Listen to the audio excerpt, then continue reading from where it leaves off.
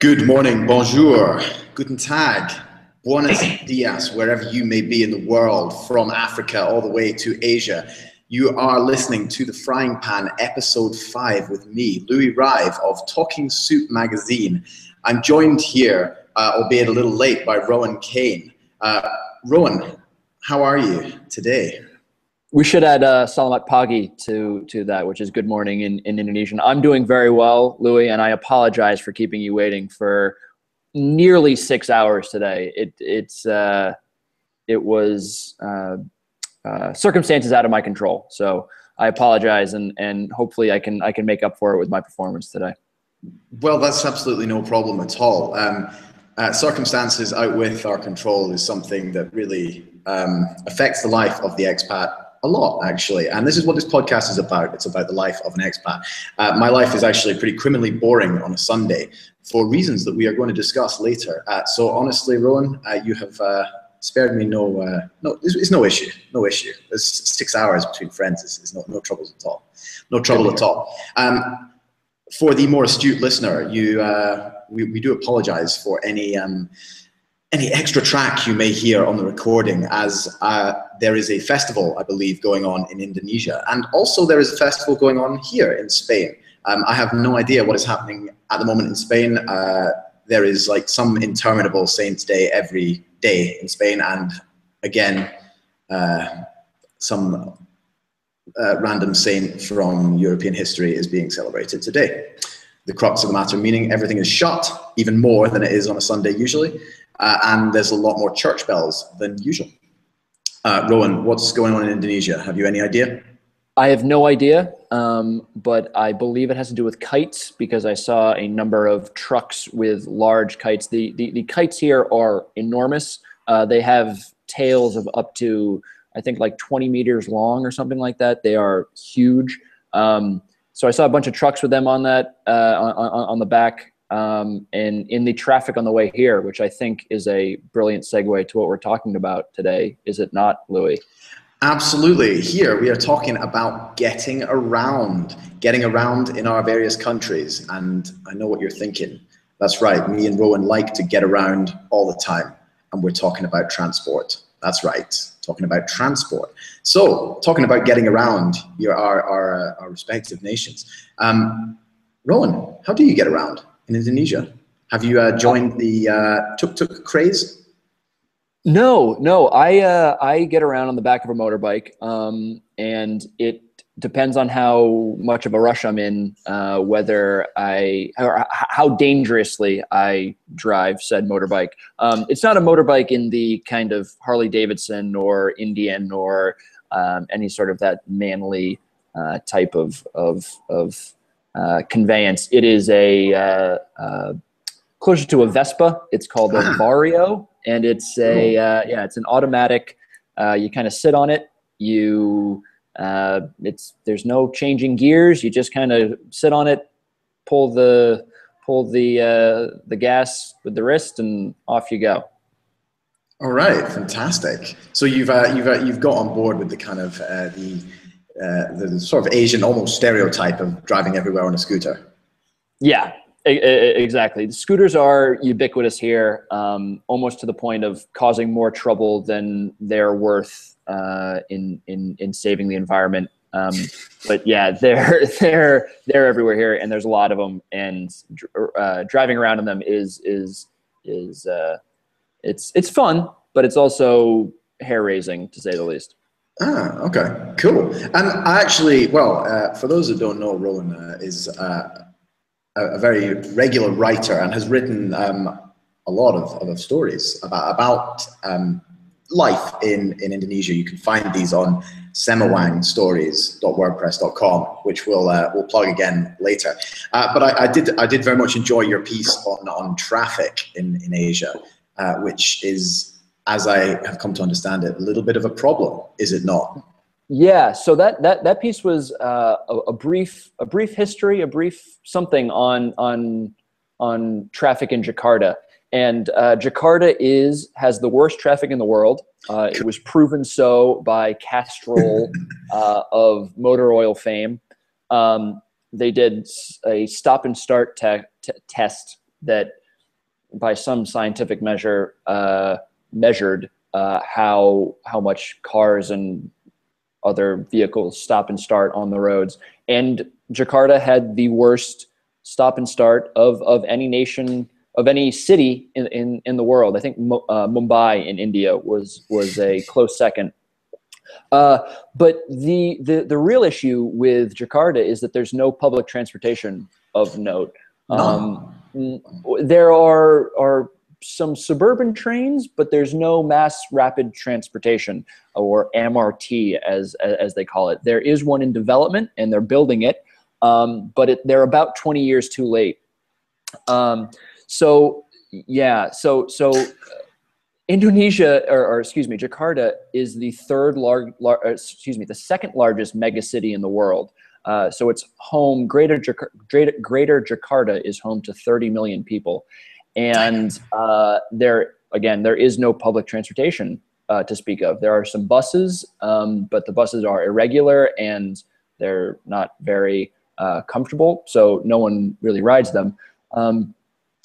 And so everybody drives a car or drives a motorbike.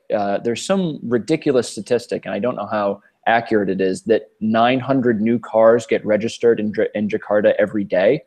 Wow. And so you can imagine, with that kind of influx of automobiles, how jam-packed the roads are. And add on to those cars, motorbikes. That 900 number might actually include motorbikes, but I'm not sure. But so 900 new vehicles, let's say, entering the streets of Jakarta every day. It's packed, and it takes a long time to get anywhere. And not only that, but you're choking in exhaust the entire way. So that's the situation in Jakarta. In Bali, it's marginally better. There is still a large amount of traffic, but again, there is no public transportation to speak of. There are some buses and little tourist vehicles that bring you around, but really, it's a tough break. I'm very interested in the idea that there's a job where you have to survey how terrible traffic conditions are in the world. I've worked like a string of awful jobs, and like the getting to the job, I'd never even considered that as being part of the job. That could potentially be the job itself. And the idea of, I just can't see how there would ever be an upside to that. That's a wonderful job. I would love to speak to someone who was part of the Castrol World stop-start traffic survey, because their life must be just fucking awful. Like, it must be absolutely terrible. They must, the best that they could possibly hope for is sort of mildly inconvenient traffic. They'll sort of go somewhere, I don't know, I imagine it will be some city in Asia, and they'll be like pleasantly surprised about how crap the situation is. So to those guys on the front line, I salute you for that. That really puts my previous jobs into perspective. Wonderful. I would like to think that there's some sort of automated device that measures this, but I don't think there is. I think it's strictly just some guy sitting in a car being like, fuck my life. This is the worst job I've ever had. Yeah. I'm going away on business, honey. I'll see you in a couple of weeks. Brilliant. Yeah. Wonderful. Yeah. What sort of size is where you're living? Because I've never heard of the city. Obviously, you're in Bali. I know where that is. But the city you live. Size of city. Yeah. So Denpasar. Denpasar is not small. I think it's 4 million people. Greater Denpasar is I think 3 to 4 million people. So it's not small. There's a good number. Maybe that's all of Bali. I think maybe all of Bali is 3 or 4, and then this is like 2.5. I think that sounds more right. So it's not small. It's heavily populated, and it's also overdeveloped. So there's no real kind of, and I'm sure you can hear what's going on in the background now. There's no real like good roads anywhere. All the roads are pretty narrow. And parking is something I wanted to bring up in this podcast about transportation. Mm-hmm. the positions that Indonesian cars are parked in, and I'm not going to say Indonesians because white people here do it as well, but the parking is well, unbelievable is putting it lightly. On a turn, they'll and this is getting into some details that are really you have to see to believe, but they park on curves where only one car could get by. It's a 2-lane road. Only one car could get by going one way. So that traffic backs up both ways until the parked car is moved. And it could be an hour. And there's it's just like the lack of common sense and the lack of kind of what's the word I'm looking for? The lack of thinking of other people and thinking of general traffic flow is empathy. Empathy is the word I'm looking for. Yeah. Cool. It's a bit of a nightmare. There was one question that sprung to mind: is that Indonesia is one of those confusing countries which is made up of literally thousands of islands.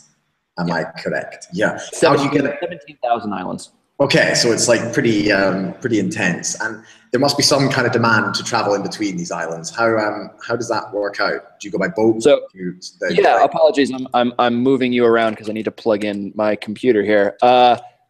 You do, and sorry, 1 second. We're gonna go like this.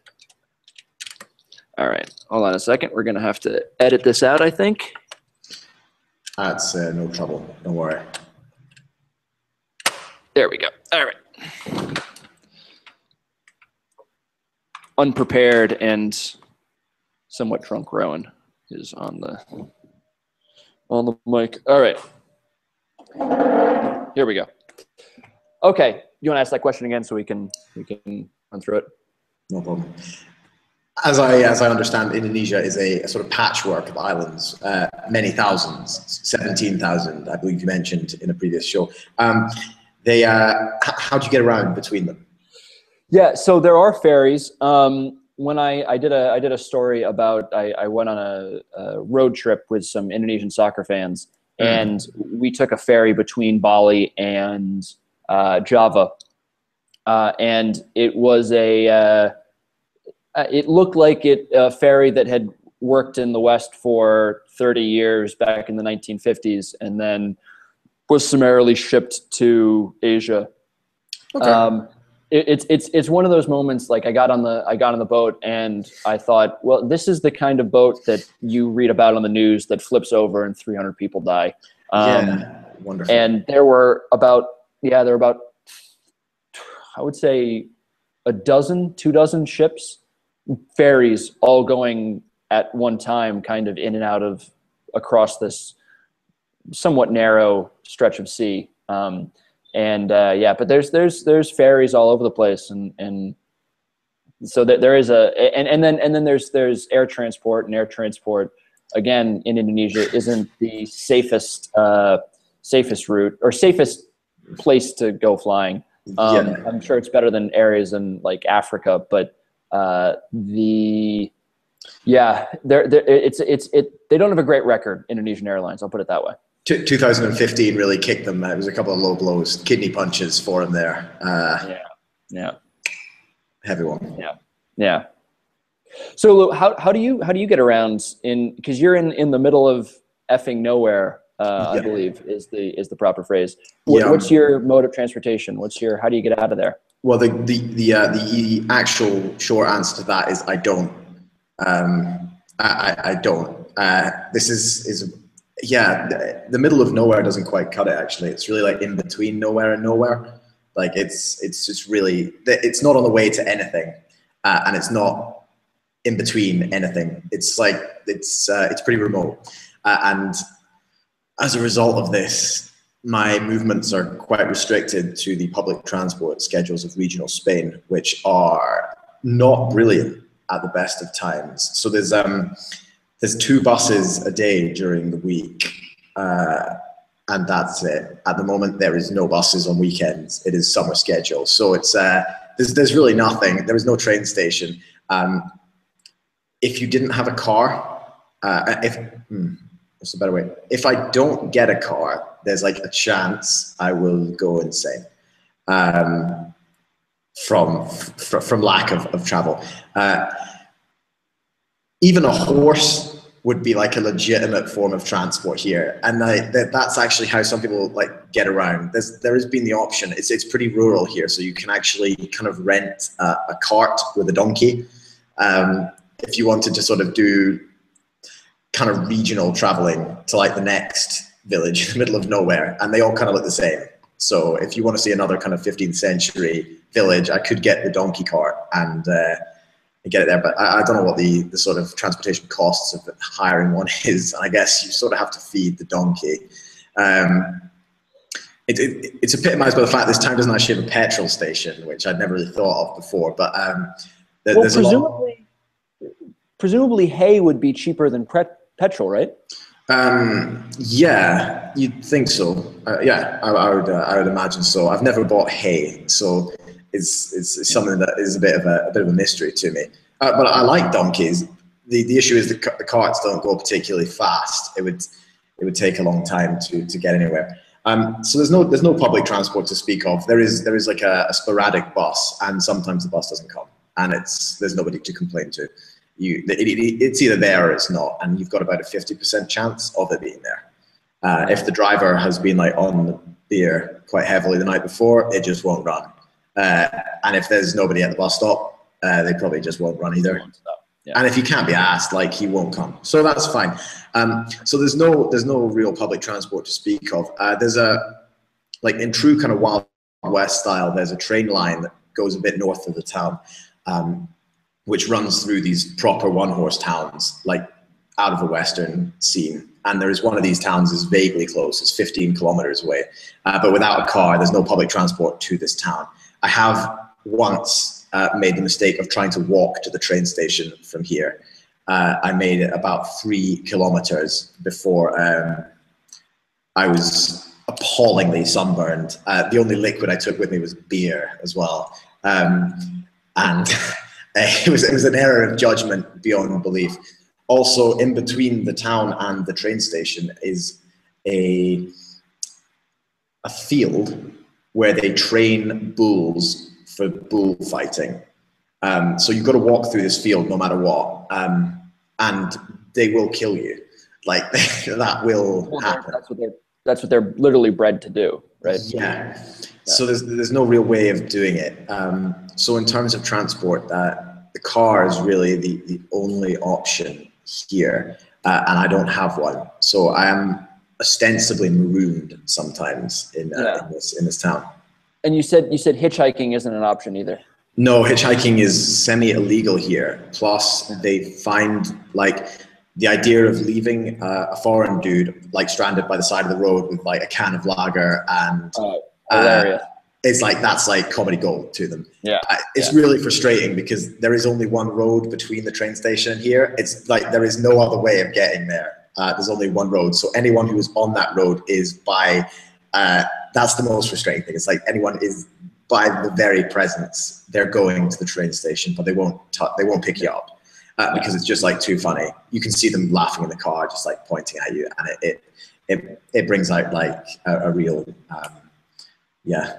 It's just like you really want to like sort of Sir Francis Drake Spanish Armada style kind of retribution. Do they like slow down and then stop and then slow down and then and then speed up again and then just to kind of ease you? Yeah, that happened a few times. Otherwise, it would be like they'd slow down, open the window, shout like Outlander at you, and laugh, and then drive off. And then I see some of these people, so it's a bit awkward. But yeah, carry on. So last week, I think it was last week, you had made the journey to France and made it back fortuitously. Do you want to? How did you get out of the town? How did you get to France? How did you get back from France? Well, once you make it to a major urban center, that's fine. That's okay. Seville Airport is fine, but getting there is the issue. The main issue, which is actually an all year round issue, is finding people who are sober enough to drive. As like getting about is quite an issue. People have absolutely no problem with drink driving here. Like it's really not much of a problem. And there's a lot of kind of back roads that you can drive on and without being picked up by the police. And like I've seen the police drink driving as well. So there is really no law. So the main issue is like finding someone with a car is not an issue. Everyone's got a car except me. Finding someone who is like sober enough to drive the car, because the roads are fucking lethal as well here. They're like one lane kind of what were horse tracks, I think, and they are quite happy to kind of buzz these at 120 kilometers an hour, where if you come off, you are finished. They're kind of what do you call it? Bordered by irrigation ditches. So if you come off the road, there is like you are done, 100% done. This was actually epitomized. I went to a barbecue outside of town a couple of months ago in a sort of country house outside of town. I drove there with a friend, and I was wondering all the time while my friend was like pounding back beer, how the hell we were going to get home. And then at the end, he couldn't really stand up. Like that was his main issue. He was really, really drunk. He drank like an entire bottle of gin on his own. And he was like, right, time to go home. I'll drive. And I thought like, I'm not sure if that's a good idea. Do you think it's a good idea? I sort of posed this question to everyone, and they sort of agreed with me. And they said like, yeah, he might have overdone it a little bit. But fuck it, he'd probably be fine. He'll probably be fine. So, and I was quite drunk as well, so I got in the car with him, which I thought like afterwards was like a crazy mistake.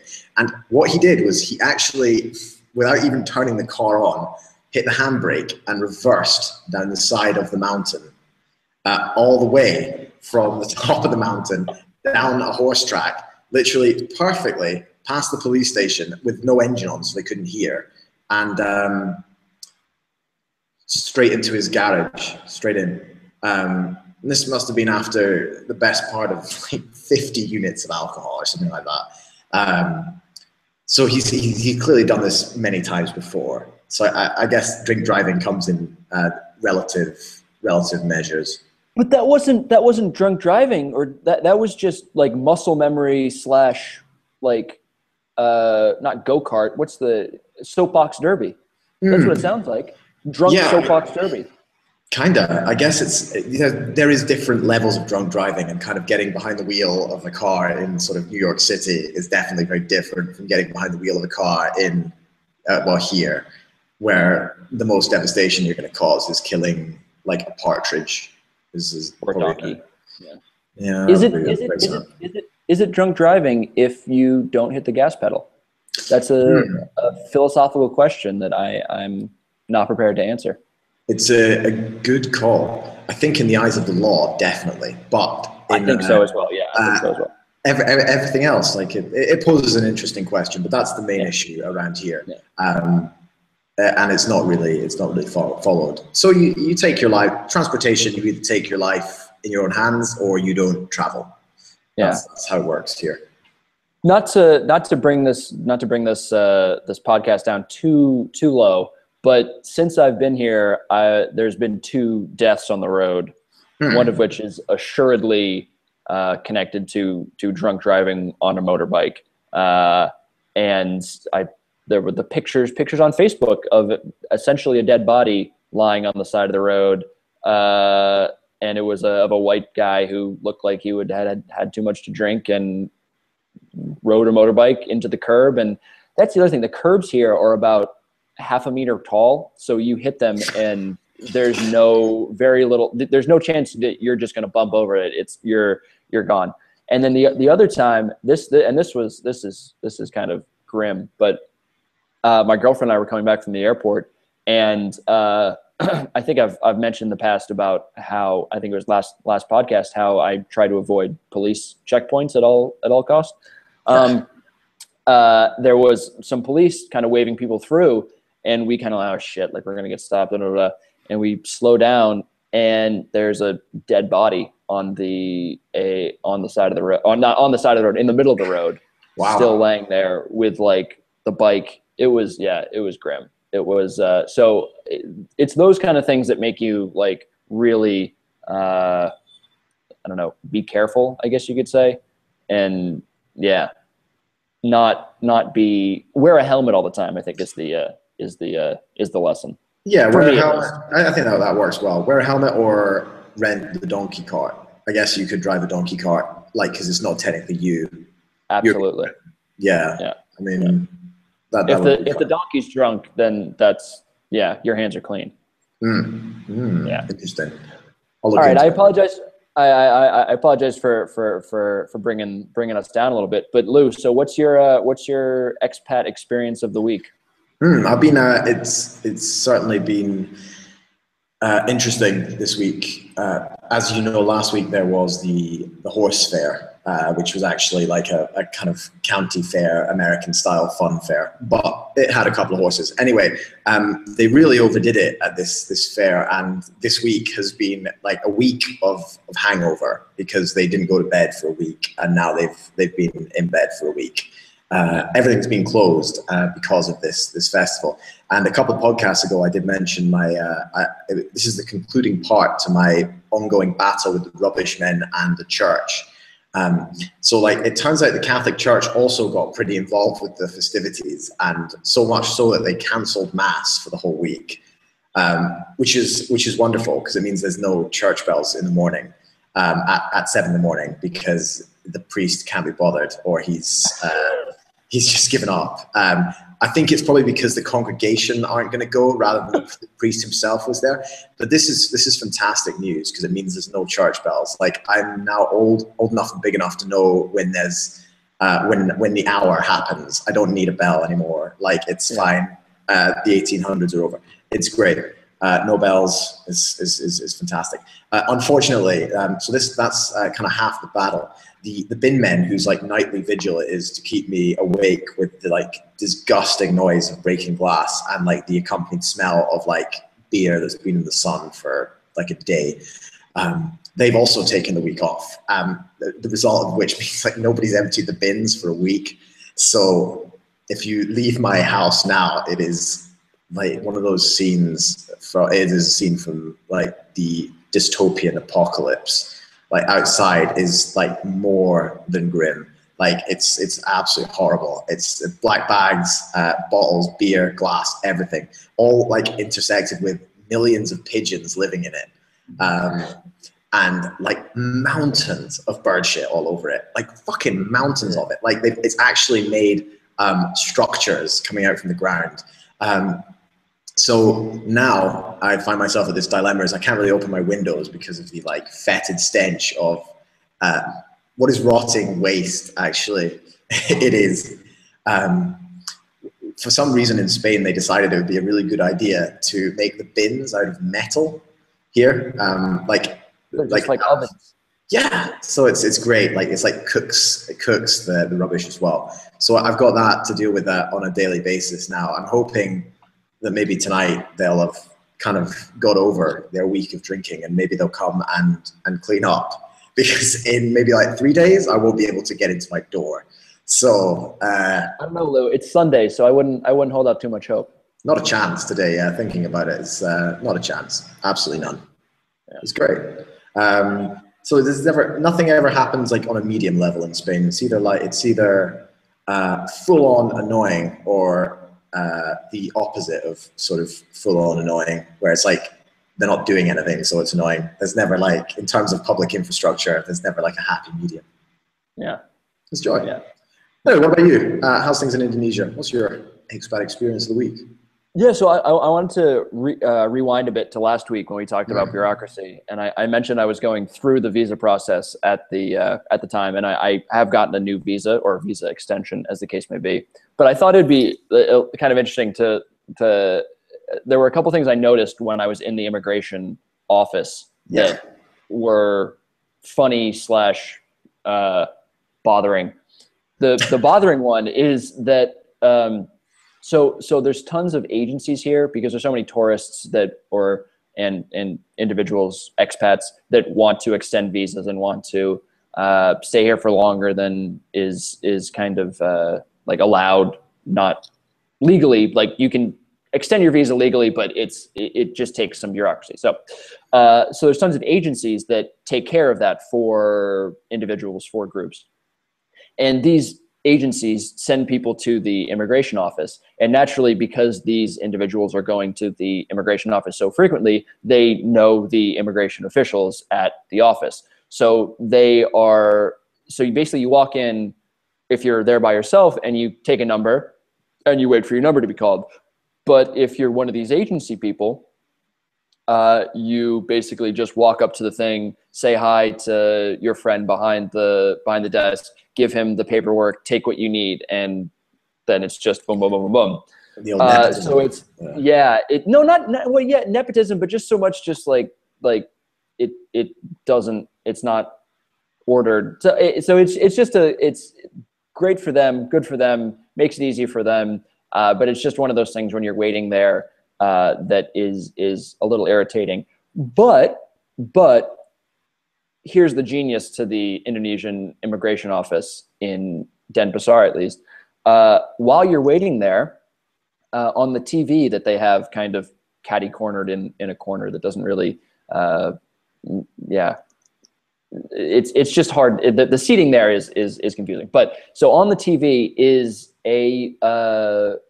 basically a hidden camera show on loop. So it's all they show is a hidden camera show that just is showing kind of these basic jokes where people get like punked or get kind of, I don't know what the word, they get tricked.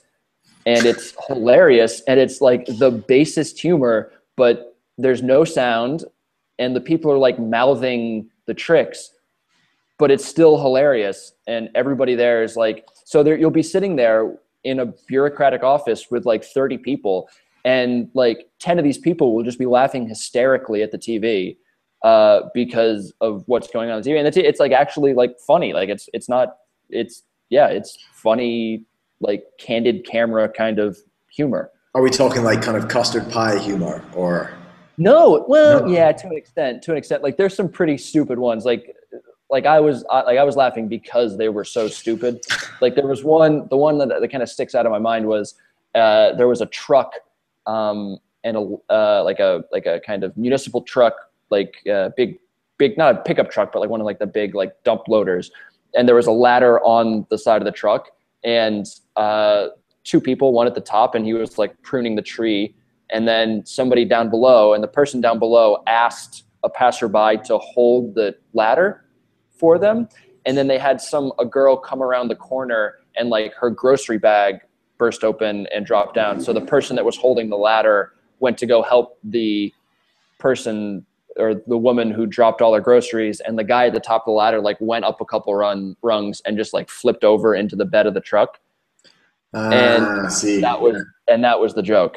It's like multifaceted. Yeah, that sounds so it's just like that. So just like those kind of things, and it's actually kind of brilliant thing to have that at a place where you're just waiting for like 20 minutes, half an hour, because you're not going to be doing anything else except maybe like playing a game on your phone. So yeah, I don't know, just interesting little things that you pick up when you're sitting around for half an hour at an immigration office. It wouldn't happen in the IRS, is what you're trying to say. Never. No, it definitely would never happen in Britain. The idea they'd have like Fox News or something on. I think in Britain it would be nothing, actually. You'd have just a digital display. There'd be no potential for hilarity or joy. So that would be the main thing. Good on Indonesia. Excellent. Yeah. Excellent. Yeah. Wonderful. Anyway, I think we'll have to wrap it up there for this week, Rowan. Sounds good, Lou. As always, it's been an absolute pleasure. We hope you enjoy listening, and hopefully we have imparted some practical knowledge onto your worldview, so to speak. If you want to follow the podcast, you can follow me on my website, www.talkingsoup.com, and also via Twitter @talkingsoupmagazine.com. Rowan, how can they get in touch with you? On Twitter @RLMKane with a K. You can also check out my blog about life here, semawongstories.wordpress.com. Yeah, well, it was a good podcast this week, Lou. Look forward to talking to you next week. Always a pleasure, Rowan. Always a pleasure, never a chore. Look forward to it next week, and I hope everyone here will tune in again. Thank you very much. Rowan, take care. You too, Lou.